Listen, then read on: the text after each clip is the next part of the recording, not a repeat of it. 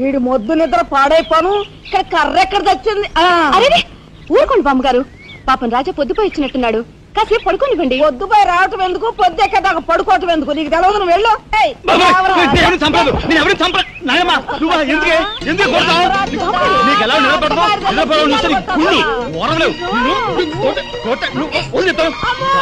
నిద్రపోనకుండా కొట్టుకొని పైగా చేస్తుంటావు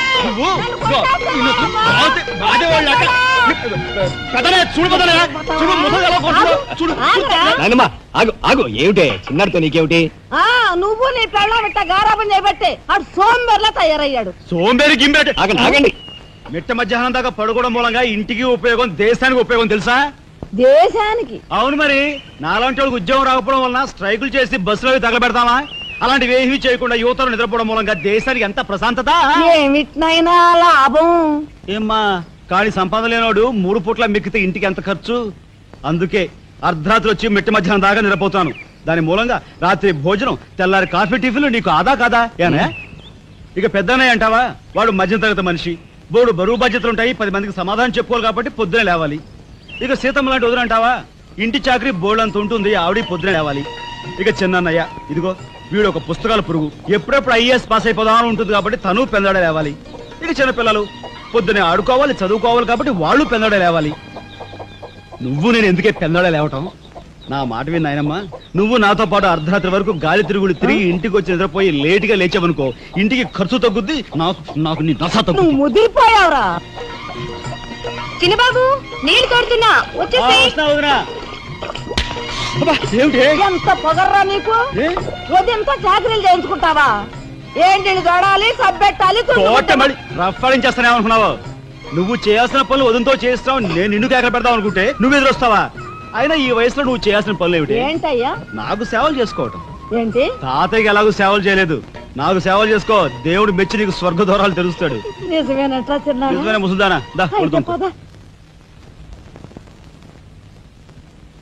పెద్దాడా, ఇల్లు అమ్మేయటానికి తీర్మానించుకున్నావా? అమ్మకి తప్పేటట్లేదు నానమ్మా. మనకున్న అప్పులకి ఇల్లు కాదు కదా, ఈ వీధి మొత్తం అమ్మినా ఏమీ తీరం. నువ్వు నోరు మీరా? ఆడి మాటలకేం గాని మీ తాతయ్య రెక్కలు బొక్కలు చేసుకుని ఇల్లు కట్టించాడురా. నా బంధులో ప్రాణం ఉండగా అమ్మ నేను నన్ను చంపుకు తిన్నంత ఒట్టే. ఈ మాత్రం దానికి అంత పెద్ద పెద్ద మాటలు ఎందుకు లేనమ్మా? అమ్మలే ఆ తిప్పలేవో నేనే పడతాను. అన్నయ్య, అసలు గొడవేమీ లేకుండా నేనే చదువు మానిస్తే? అయ్యి బాబోయ్, భలేవాడివే, చదువు మానేస్తానంటావేంటి? నువ్వేదో కలెక్టర్ అవుతావు, ఇంటెల్ పాదిని ఉద్ధరిస్తావు అని మేమంతా నీ మీద ఆశ పెట్టుకుంటే తప్పురా అన్న. ఆ పని చేయకు. అవును, ఇప్పుడు నీ అయ్యే చదువుకి ఎంత ఖర్చు అవుద్ది?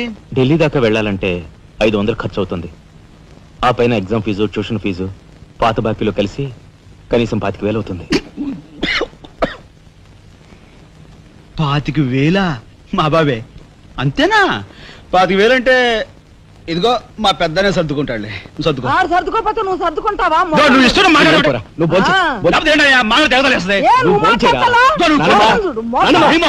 ముందు వాడు బోంచేది. రే రాఘవ, ఏ పరిస్థితుల్లో నీ చదువు ఆగిపోవడానికి వీల్లేదురా. ఎంత ఖర్చైనా సరే డబ్బు సంగతి నేను చూస్తాను, నువ్వు నీ ఏర్పాట్లో ఉండు. అదిగో వచ్చారు నీ గాడిద గ్యాంగ్. పూసే గాడిద వచ్చి మేసే గాడిదని చెడగొట్టిందంట. మెయిటివ్ అయిందిగా, ఇక లేచండు. నాయనమ్మా, సాయంత్రం వచ్చేసరికి మునక్కాయ కూరలో ఉప్పు చేపేసి వండి పెట్టవా? మునక్కాయన్ని ఉప్పు చేప వండి పెడతా. కొంటిదానా, మీ తాత ఇట్టగా ఏడిపిస్తూ తినేవాడురా. ఈడు అన్ని ఆయన పోలికలే. ఏంటి ఈ రోజు మన ప్రోగ్రాం? ఏముందిరా, షారా మామూలే. ముందుగా ఉద్యోగాల వేట, ఆ తర్వాత అమ్యూజ్మెంట్ పార్క్, కొడుకుసే వాళ్ళకి ఇల్లు చేరుకోవడం. హిందూ వదనకే నీ ఓటు. మనాడికి రాజకీయాలంటే ఇంట్రెస్ట్ లేదు, కానీ అప్పట్లో మనందరం కలిసి హిందూ వదన జిందాబాద్ అని ఉంటే ఈ పాటికి ఒక్కొక్కడికి 10 ఉద్యోగాలు ఉండేవి. హిందూ వదన జిందాబాద్. బోలో స్వతంత్ర భారత్ కే, బోలో స్వతంత్ర భారత్ కే.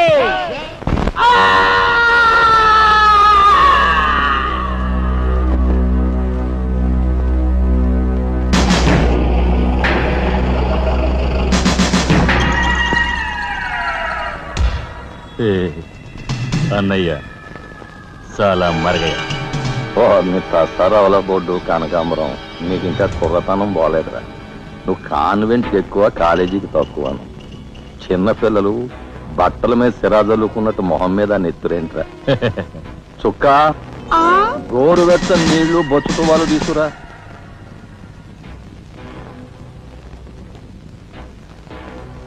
ఈ నీళ్లు తీసుకెళ్ళి మన గులాబీ మొక్కలకు పోయి ఆపండ్రా. ఒరే చలపతి కప్పెట్టడానికి ఎక్కువ తగలడ్డానికి తక్కువగా తయారయ్యాడు. చుక్క వీడు కార్మిక నాయకుడిన నా మీదే కాలరెత్తిలా అయిపోయాడు. పాపం సెండాఫ్ ఇచ్చే నీ తసారావుల బోర్డు బలేవోడువయ్యా ఎస్పీ. బెల్లం మీద ఈగలు, కళేబరాల మీద రాబందులు, నేరస్తుల మీద మీ డిపార్ట్మెంట్ భలేగా వాలిపోతారో ఎలా పసిగడతారో గాని. చుక్క ఆ బేసిన్ లోపల పెట్టి పళ్ళెం పట్టరా. చూస్తారేంట్రా సార్, మా పోలీస్ డిపార్ట్మెంట్ ని మీరు వాడుకున్నంత ముద్దుగా మరి ఎవ్వరూ వాడుకోరు. I'm your fan. Thank you. వారి చేతికి మా చుక్క కన్నాంబకి ఎక్కువ, కాంచనమాలకు తక్కువ. Nice guide. ఏమిటి సార్, ఈ మద్దతు కూడా మామూలు పళ్ళేనా? అయినా అదేం తక్కువ అమౌంట్ కాదు, లకారం.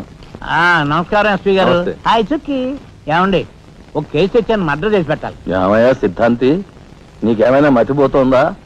మద్దళ్ళ గురించి పోలీసు వారి ముందు జంకు గొంకు లేకుండా మాట్లాడేస్తా. ఆయన దగ్గర మనకు జంకెత్తుకండి, ఆయన బళ్ళు ఆయనకు ముడుతూనే ఉందిగా. ఎటు వచ్చి ఓ పక్క మర్డర్ కేసు చూపిస్తున్నాను, మరో పక్క మరణ మొత్తాలు పెడుతున్నాను. నా విషయంలోనే అంత చిన్నదో చూస్తున్నారు. ఇది ఏమైనా బాగుందో చుక్క? మా సిద్ధాంతి శనిగ్రహానికి ఎక్కువ, శుక్రగ్రహానికి తక్కువ.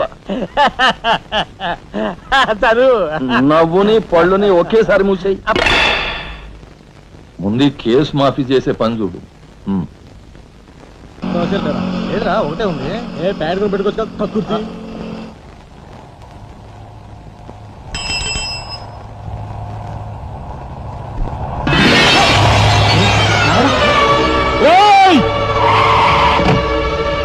ఏం బాబా, కళ్ళు కనపట్టాలా?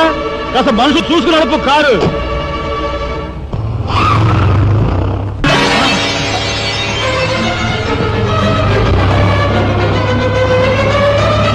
ఎంత పొగర్రా దీనికి.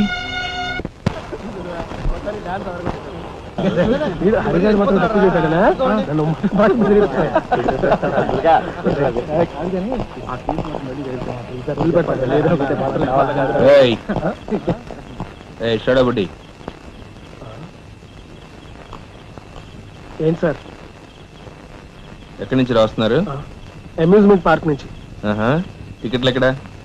టికెట్లు చింపేసి కదండి లోపలికి పంపిస్తారు. ఏంట్రా లాజికల్ మాట్లాడుతున్నావు?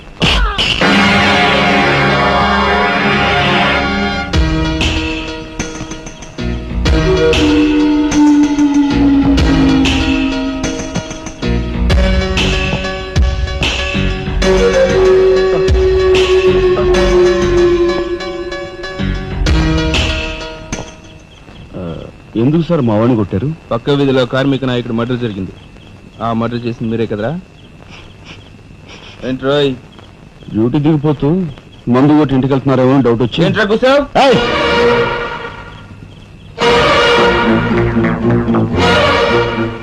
అసలైన నేరస్తులు పట్టుకోవడం చేత కాకపోతే యూనిఫామ్ తీసేసి ఇంట్లో కూర్చో. అంతేగాని రోడ్డు మీద పోయే వాళ్ళని పట్టుకోవాలనుకుంటే ఎవరు ఊరుకోరు. జాగ్రత్త. పోదండి రా.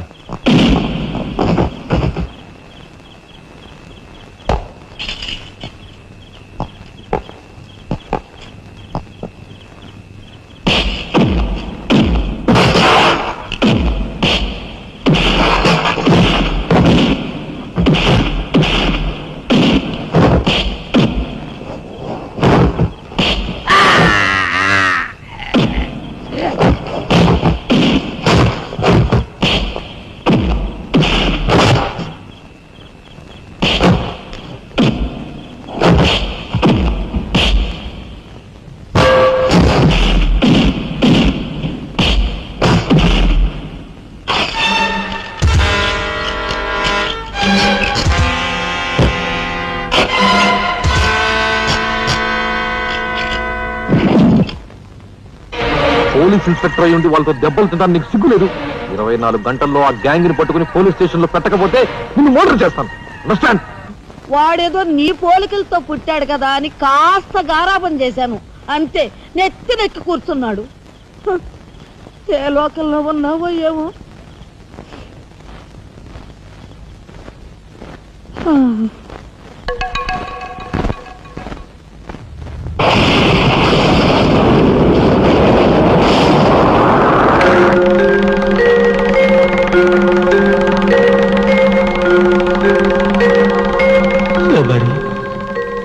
ఏమిటి ఆ చూపు?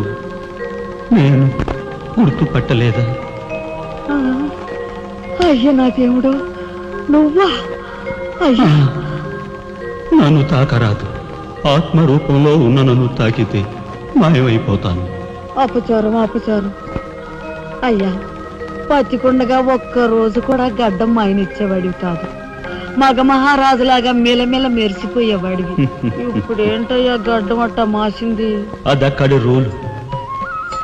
ఏమిటి చిన్నాడి మీద విరుచుకు పడుతున్నావట? వాడు ఒట్టి అల్లరాడైపోయాడయ్యా. వాడిని ఇంటికి రాని వాడి కాళ్ళని కొడతాను. ఎంత పొరపడుతున్నావు శబరి? చిన్నాడంటే ఎవరనుకున్నావు? ఎవరు? నేనే. నీ మీద మమకారం చావక, ప్రేమ తీరక మళ్ళీ వాడి రూపంలో జన్మించాను. వాడే నేను, నేనే వాడు. నువ్వా? చిన్నాడిది నీ అంశ? ఒట్టు. మరి ఇన్నాళ్ళు నువ్వు నాతో చెప్పలేదేమయ్యా? ఆ ఐడియా నాకు ఇప్పుడే వచ్చింది ప్రియ. చూడు శబరి, ఇక మీదట వాడు ఎంత లేటుగా వచ్చినా, ఎంత పొద్దుకి లేచినా, ఏ పని చేసినా చేయకపోయినా వాడిని కించత్ మాట అన్నాహో స్వర్గంలో నేను క్షోభపడిపోతాను. అమ్మో అమ్మో, ఎంత మాట! వాడికి ఏమన్ను? అయ్యా, రాకొచ్చావు 4 మెతుకులు తినేళ్ళవా? నాకంత వ్యవధి లేదు శబరి. అవతల స్వర్గంలో నా కోసం రంభ, ఊర్వశి, మేనక డాన్స్ చేయకుండా ఎదురు చూస్తూ ఉంటారు. శబరి, ఏమిటా అలక? సహజమే. చూడు శబరి, నువ్వు నాకు పాదాభివందనం చేసుకుంటే నీకు స్వర్గం ప్రాప్తిస్తుంది. అక్కడ మనం కలిసి డాన్స్ ఆడదాం. నిజమా?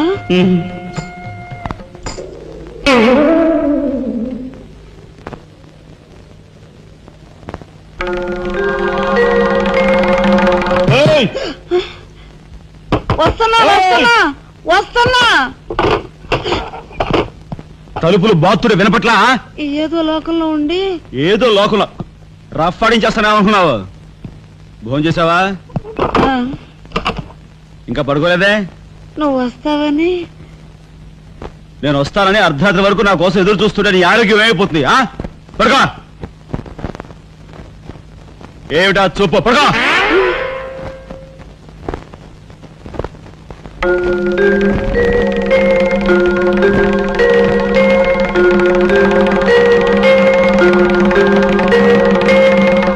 ఏమండి, రాఘవ్కు పంపించాల్సిన 25,000 గురించి ఏం ఆలోచించారండి?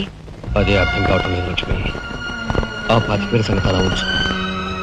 కనీసం ట్రైన్ ఛార్జీలకైనా ఇచ్చి 4-5 రోజులు ఎలాగోలా ఆ 25,000 పంపిద్దామని చెబుదామన్నా ఈ 500 అయినా పుట్టేటట్లేవు. ఒక పని చేయండి, నా దుద్దులు తాకట్టు పెట్టి. వద్దు లక్ష్మి, వద్దు. ఈ సంగతి తెలిస్తే రాఘవ అసలు చదివే మానేస్తానంటాడు. నేనే ఇంకో ప్రయత్నం ఏదైనా చేస్తాను. గురు, బ్రహ్మాండమైన ఐడియా. ఈ డొక్కు కెమెరా అమ్మేస్తే కనీసం 200 రావచ్చు. నేను 10th క్లాస్ పాస్ అయినప్పుడు మా నాన్నగారు కొనిచ్చిన వాచ్ ఇది.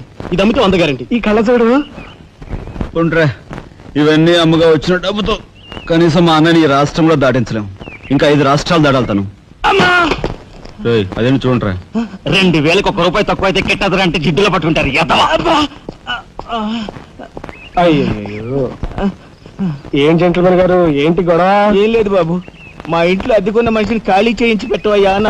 కాస్త రవిడేజం చేసి దానికి 2,000 అడిగాడు. కొంచెం తగ్గించుకోవయ్యా అన్నాను. చాచి లంపకాయ కొట్టాడు. ఇదిగో మధ్య బేరం, 1000 రూపాయలు ఇస్తావా? నీ ఇల్లు ఖాళీ చేయించి పెడతాం. 1000 రూపాయల? అయితే పదండి. ఏంటి పదండి, అవన్నీ మా వల్ల కాదు, మా గురువు వల్లే అవుద్ది. అడ్డుగో. నమస్కారం గురువు గారు. 1000 రూపాయలకు మంచి బేరం ఒప్పుకున్నాం గురు. నువ్వు కొంచెం రౌడీజం చేసి ఇల్లు ఖాళీ చేసి పెట్టాలి. రౌడీజం చేసి పెట్టాలా? రఫ్ ఆడిస్తాయేమనుకున్నావా? పాపం ఆయన ఇల్లు ఆయన ఖాళీ చేసి పెట్టడంలో తప్పే ఉంది. న్యాయమే కదా, ఒప్పుకో గురు ప్లీజ్. అంతేనంటావా? సరే బాబు, ఒక మాట, అది సామాన్యురాలు కాదండి. రాలు అంటున్నాడు. కొంపదీసి ఆడదా? అవునండి. ఆడదాని మీద నా ప్రతాపం చూపించడమా? సిగ్గులేదు. పోతలే. బాబు, మీరు ఒక్కసారి వచ్చి చూడండి. అది ఆడది అనుకుంటే మీరు తలొకతోనూ నన్ను తన్నండి. ఇదెక్కడ ఆడదురా అనుకుంటే మీ హెల్ప్ మీరు చేయండి, మీ డబ్బులు మీరు తీసుకోండి.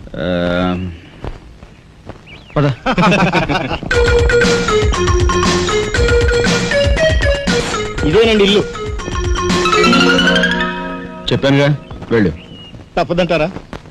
మరేం భయం లేదు, వెళ్ళు. రండి.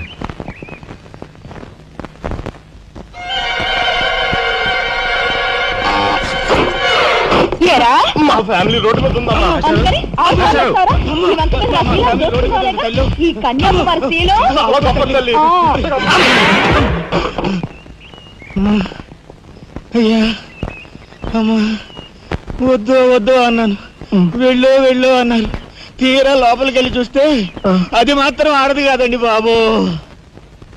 దీని సంగతి నేను చూస్తా.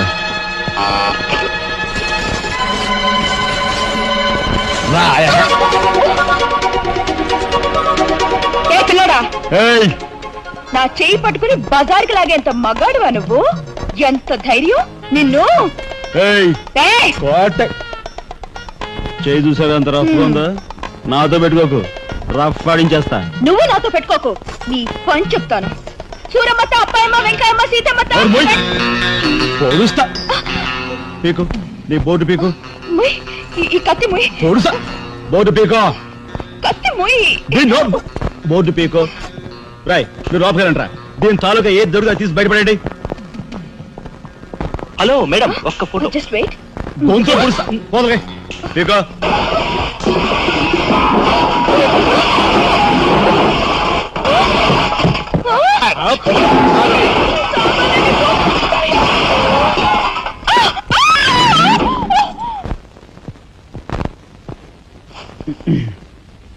చిన్నాయ్, నువ్వు రేపే ఢిల్లీ వెళుతున్నావు.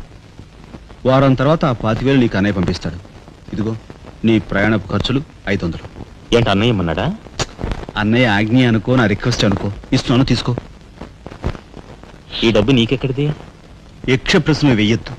ఇస్తున్నా, తీసుకో. అంతేగాని ఎక్కడి నుంచి వచ్చాయి, ఎలా వచ్చాయని డీటెయిల్స్ మాత్రం ఆ అడగ. డబ్బులు నీకు ఎక్కడైరా? చెప్పానా, యక్ష ప్రశ్న అడుగుతున్నది నేను. ఎక్కడదా ఈ డబ్బు నీకు? అన్నయ్య చిక్కు చిక్కు. అదే ఈ డబ్బు ఎక్కడదా నీకని అడుగుతున్నాను. చెప్పరా? అలా దబాయిస్తా ఉంటానే. నేను దొంగతనం చేసినట్టు, జోబులు కొట్టేసినట్టు. అయితే రౌడీ చేసి సంపాదించావా? నాన్న రౌడన్ గాను. అయితే అప్పు చేసావా? అది చేయికి ఇది చేయికి ఇంతలో నేను నీకు ఇంత డబ్బు ఎలా వచ్చిందిరా? ఏమిట్రా పెద్దోడా దబాయింపు? వాడు ఏం చెప్తే అది నిజం. వాడు ఎవరనుకుంటున్నావు? సాక్షాత్తు అన్నయ్య, ఇప్పుడు వివరాలు ఏమీ అడగద్దు. అన్ని తర్వాత వివరంగా చెప్తాను. వివరంగా చెప్తాడు. వదినా, తప్పు. వదినా, వదినా. ఏం బాబు? ఇదిగో వదినా, అన్నయ్య కోరిక ప్రకారం నీకు పట్టు చీర, బంగారు నగలు. బంగారు నగలు? బంగారు నగలంటే బంగారు లాంటి గిల్ట్ నగలు. అయితే రాత్రి మేము మాట్లాడుకున్న మాటలు. అన్నయ్య, ఇప్పుడు వివరాలు అడగద్దు, అన్ని తర్వాత వివరంగా చెప్తాను అన్నానా? ఇప్పుడు వివరాలు ఏం అడగద్దు, తర్వాత అన్ని వివరంగా చెప్తానన్నాడా? ఆ వివరాలు నేను చెప్తాను. అమ్మని, ఇది ఇంటి దాకా వస్తుందని తెలిస్తే అక్కడే నరికి పాతేసేవాడిని. ఎవరమ్మా నువ్వు? సామాన్తో పాటు దిగిపోయావు.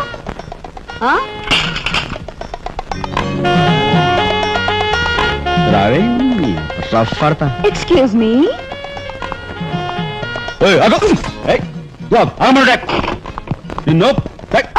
ఏమిటి ఏమిటి దౌర్జన్యం?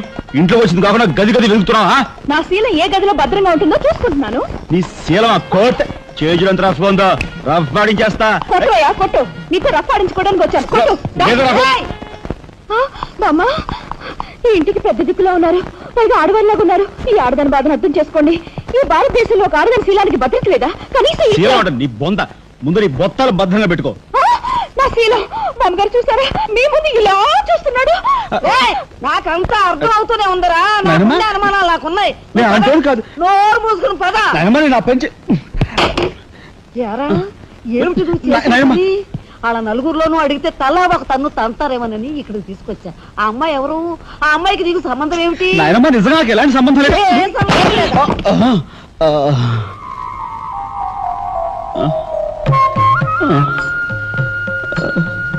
శబరి, ఏం జరిగింది?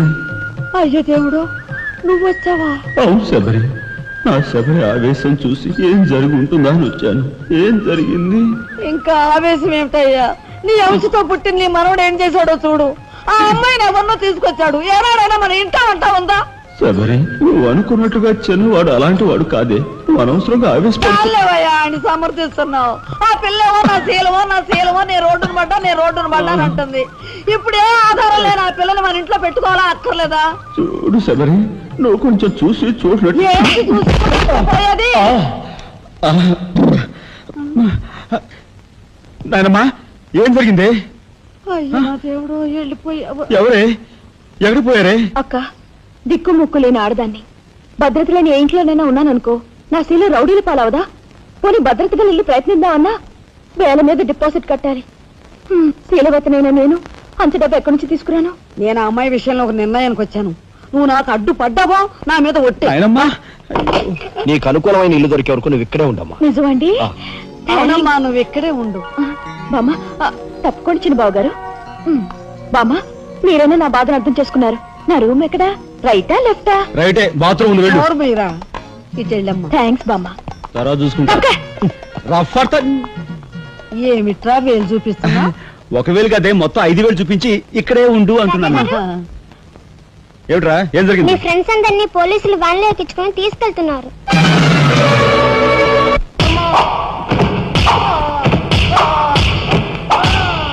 కార్మిక నాయకుడిని చంపింది మీరేనా ఒప్పుకుంటారా లేదా?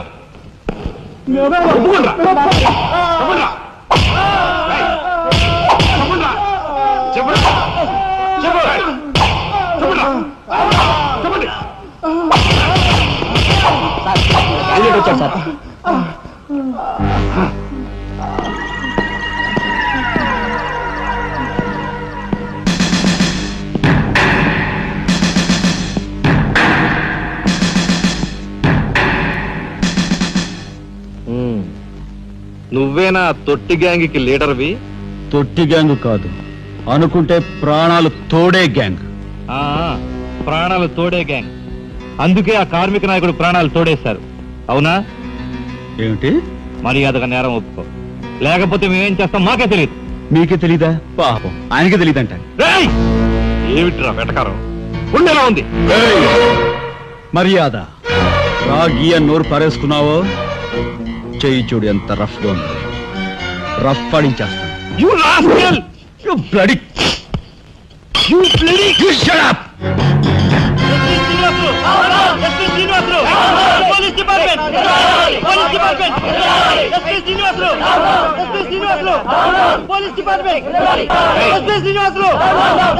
ఒకసారి ఆగాలి. కార్మిక నాయకుడిని చెప్పింది ఏకాంబరమేనని నేను జర్నలిస్ట్ గా పేపర్ లో రాశాను కూడా. ఆ విషయం ఊరందరికీ తెలుసు. అయినా మీరు ఎందుకు యాక్షన్ తీసుకోరు? ఏమంటా కబుర్లు చెప్తున్నావు? కబుర్లు కాదు, జనం దగ్గర ఉన్నవి కంకర్రాళ్ళు. ఒక కార్మిక నాయకుడు దారుణంగా హత్య చేయబడితే మీ డిపార్ట్మెంట్ ఏం చేస్తుంది అని ఈ జనం మిమ్మల్ని నిలదీయడానికి వచ్చారు.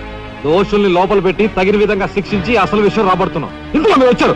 ఎవరండి దోషులు? నిరుద్యోగులైన ఆ యువకులు మీ పోలీసు వాళ్ళకి దోషుల్లా కనిపిస్తున్నారా? నిజమైన దోషులు ఎవరో నేను చెప్తాను. నా దగ్గర కొన్ని ఆధారాలు ఉన్నాయి. మీకు చావుంటే చేయగల దమ్ముంటే వాళ్ళని పట్టుకోండి. అంతేకాని అమాయకులు నిర్బంధించి రాక్షసంగా ప్రవర్తిస్తే మా పత్రికా లోకం చూస్తూ ఊరుకోదు. నిజాన్ని నిర్భయంగా రాసి దేశానికి సార్ చెప్తుంది. సభాష్ మిస్టర్ దాశరథి, మీలాంటి జర్నలిస్టుల వల్ల నిజంగా దేశానికి ఎంతో మేలు జరుగుతుంది. Thank you very much. నిజాలు తెలుసుకోకుండా ఇలా పశువులా ప్రవర్తించి మీ పోలీస్ డిపార్ట్మెంట్ పరువు తీకు. సిగ్గుచేటు. పోలీసులు! పోలీసులు! Police department! పోలీసులు! పోలీసులు! అసలు ఎత్తుకుల్ని! అసలు ఎత్తుకుల్ని! లోపల రండి దాసరథి గారు, మీ దగ్గరున్న ఆధారాలతో చట్టానికి సహకరించండి. రండి. కమ్.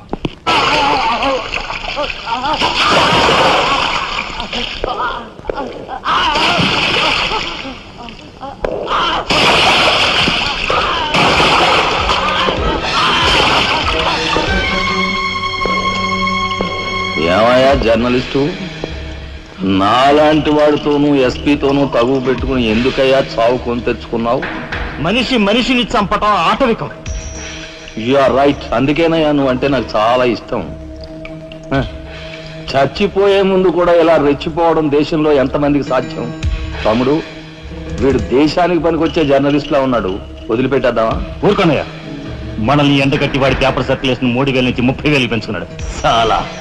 తమ్ముడు చెప్పింది నిజమే. మమ్మల్ని బజారుకి ఇచ్చి నీ పేరు ప్రతిష్టలు పెంచుకున్నావు. మరి మా పరువు ప్రతిష్టలు కూడా మేము కాపాడుకోవాలి కదా. అయినా మనిషిని చంపేయడం అంటే సరే కానీ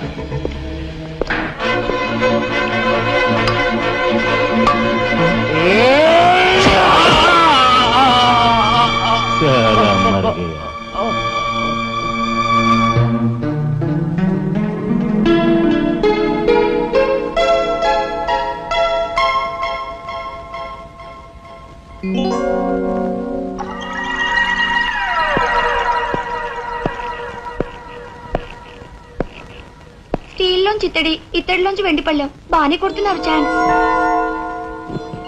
బంగారు పళ్ళెం గుద్దే ఛాన్స్ కూడా నాకు వస్తుంది.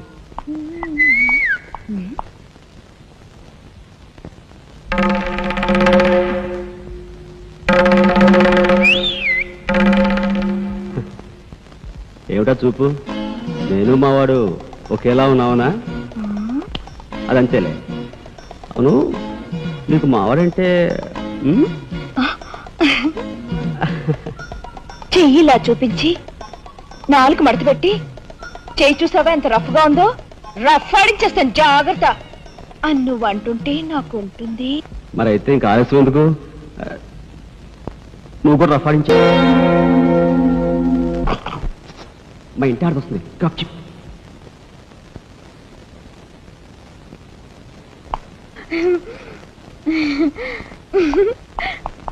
ఇది ఎక్కడ సవితి పోర్రా దేవుడా.